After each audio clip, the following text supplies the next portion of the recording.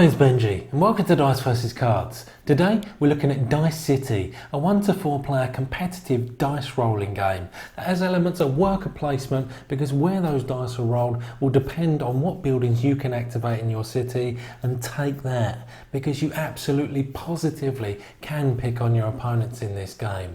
However, remember ladies and gentlemen, karma is a thing. Now you're playing in the kingdom of Moldavia under the rule of Queen Statisia, and you're looking to replace the lost capital city of Dianes. Oh my god, this is fantastic. So I bet you guys are dying to see how good this game is, so let's see how it plays and whether this could be the next game for you.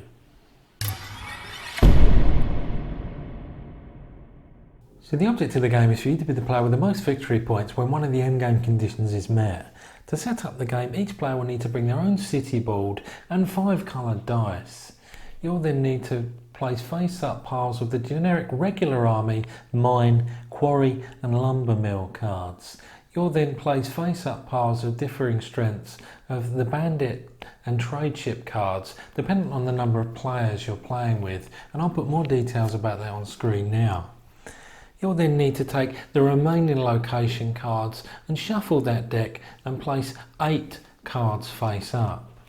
You'll then need easy access to the deactivation tokens, victory point tokens, and then the resources of stone, iron and wood, and then finally pass tokens. Now to complete setup, each player will then roll all of their 5 dice and then place them in the respective column and row dependent on the colour and face of the dice. So here the white 6 dice will go in column 6 and the white row. 2 will go, 2 yellow will go there, and so on. Once you finish placing all dice, you're then good to go. So you'll randomly select the first player, and then each player turn will be broken down into 4 steps. The first of which is the use dice step. Now that's because each action you can take will require you to remove a dice from the player board. And so you'll then pick one of these actions when you do that. You can use the location beneath the die and resolve its ability. So you could remove the white 6 dice here to get 1 iron, and you take that token from the pool and place it in your supply. You can move another die to an adjacent space on that die's own row. So for example, you could remove this yellow 2 die to move the red 2 1 space to the left or right. You can discard 4 of the location cards in the display. However, you can only do that once per turn, and when you do, you then refill until there are 8 face-up cards. You can reactivate a deactivated location anywhere in your city, and we'll get to deactivated locations in a moment. And finally, you can pass and gain a pass token. However, you can only do that once per turn. But pass tokens are good because they will allow you to effectively cash them in for one of 3 things. Now once you've used all of your dice, you then move on to the next step. We then move to the attack step, and this is where you count up the number of army strength that you've accrued during the use dice step.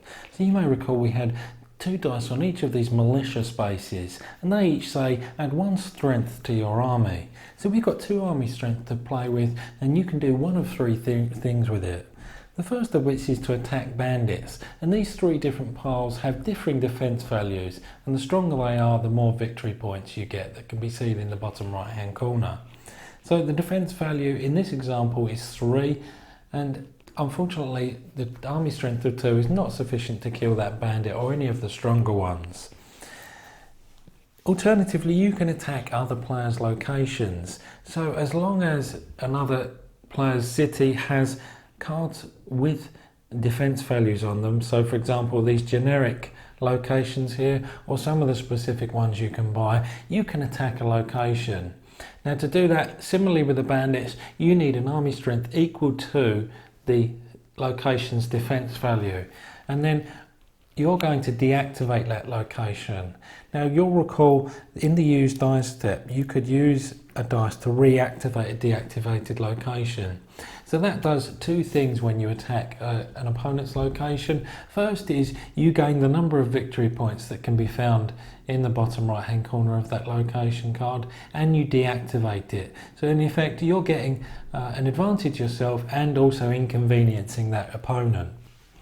And then finally, with your army strength, you can attack any opponent's stock. And what that means is you can use an army strength of 2 to take one of their resources, be it stone, iron or wood. Now you can do that multiple times, so you can use some of your strength to attack bandits and others to attack an opponent's location. And just think of it as a finite resource that you can spend as you see fit. We then move to the building and trade step, and this is where you use the resources you've accrued to get buildings like these generic ones here, or the specific ones that can be found over here. And to do so, you'll need to spend a number of resources equal to what's shown in the top right hand corner. So player 1 is going to decide to use 1 stone and 1 iron to buy this well, and they'll take that from their pool and put it into the supply. And as soon as you buy a card from the specific location deck, you'll immediately replace it with the top card of the deck. Now once you've bought that card, you can then place it on any space on your city board.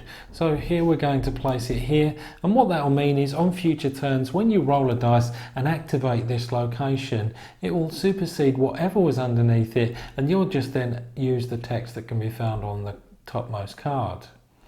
Now alternatively, you can trade, and you do that by cashing in resources to buy these trade ships. So here you can use 2 wood, 2 stone and 2 iron to get this trade ship card that will get you 5 victory points at the end of the game. Finally, we proceed to the end of turn step, and this is where you check that you haven't got more than 1 of each type of resource, and any unused army strength is reduced to 0. You then end your player turn by re-rolling all of the dice and placing them on their appropriate space.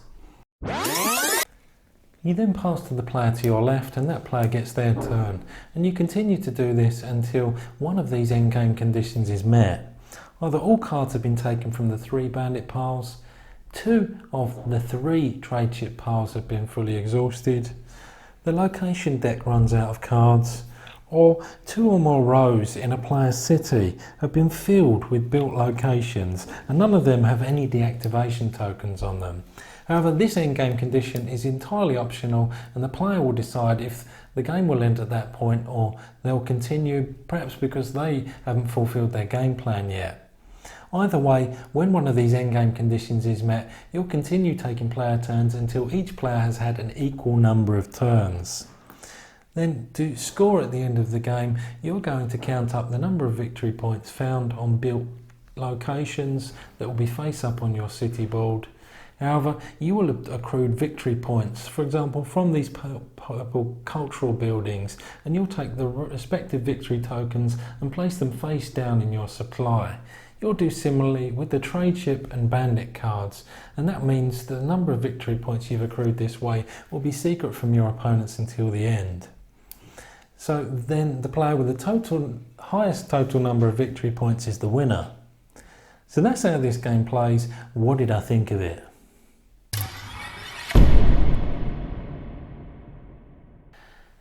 So who is this game for? Well, it fits snugly into the light to medium weight category, which means it's going to be accessible to a wide audience unless you're one of those allergic to 6-sided dice. Now, if you like the idea of luck meeting skill and those two having babies and calling those babies victory points, then there's probably something here for you. So you might want to consider this if you liked Fate of the Elder Gods, published by Greater Than Games, or Cavern Tavern, published by Final Frontier. Both of those share some mechanics with this, but the former has some area control and movement bells, and the latter has some set collection whistles.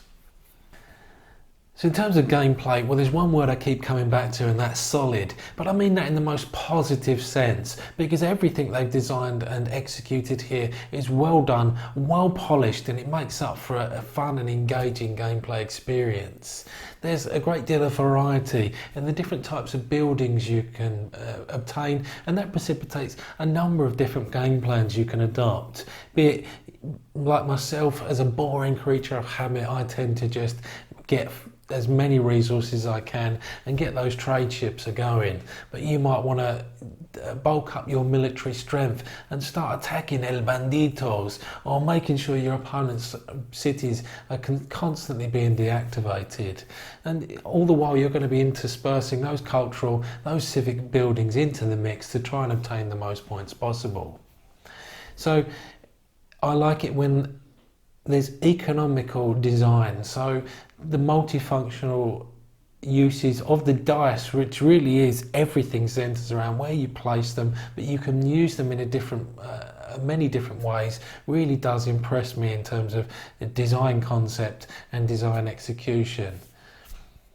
Now there's a nice flow to the game. Everyone rolls at the start of the game and then you roll your dice at the end of your turn. So you can map out your turn whilst everyone else is going. And although there's take that in here, there's only so much influence that other players can do in terms of changing the way you approach your next turn. So we finish off, as we always do, discussing the look and feel and theme of the game, and this is where this one gets 2 thumbs up from me. Just a really well crafted product, all the components are well made, the nice cutesy art style works for the type of game it is. Just really good job here. The pun-tastic theme is what it is. It's not going to suck you into anything particular, but you got to love a good pun. So with all that being said, Dice vs Cards are going to give a final score of 8 out of 10 to this game that I can safely recommend to a really wide audience, because there's probably going to be a fun time to be had. So that's it from me. I'll see you next time. We built this city. We built this city on dice and cards.